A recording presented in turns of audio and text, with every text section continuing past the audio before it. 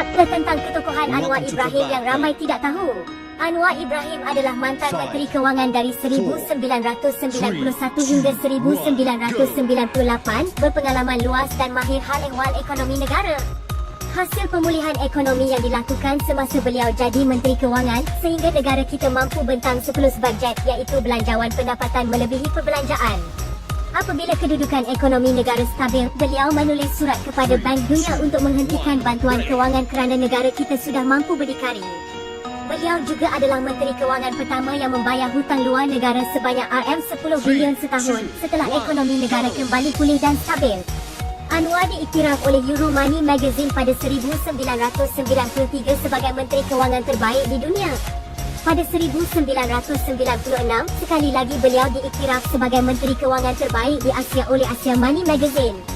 Beliau juga menjadi Menteri Kewangan Malaysia yang pertama diiktiraf sebagai The Asian of the Year oleh Asia Wax Magazine. Beliau juga adalah Menteri Kewangan pertama dari Malaysia yang dilantik sebagai pengerusi bahagian pembangunan di Bank Dunia pada 1995. Era beliau sebagai Menteri Kewangan menyaksikan kebangkitan ekonomi Malaysia sehingga dikenali sebagai The ASEAN Tiger di kalangan negara ASEAN.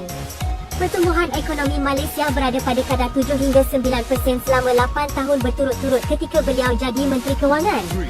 Beliau juga berjaya meletakkan Malaysia di kedudukan pertama untuk pertumbuhan ekonomi, prestasi persaingan ekonomi dan foreign direct investment di seluruh ASEAN.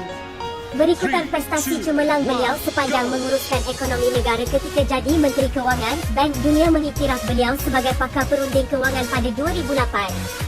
Bank Kesatuan Eropah turut mengiktiraf pencapaian beliau sehingga diakui sebagai pakar ekonomi dan kewangan pada 2014.